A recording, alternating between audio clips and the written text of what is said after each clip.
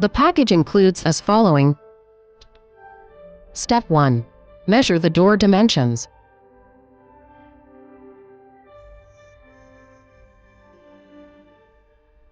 If the backset is 60 mm, please install it directly. If the backset is 70 mm, please extend the length of the latch. Step 2. Install the latch and striking plate.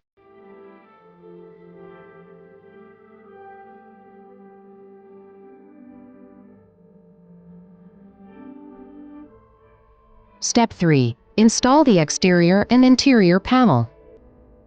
Keep the spindle horizontal and align the spindle with the latch.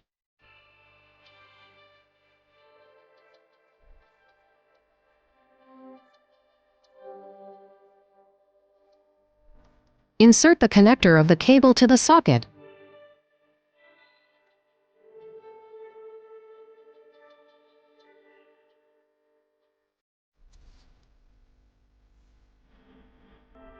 Insert the batteries and close the sliding cover.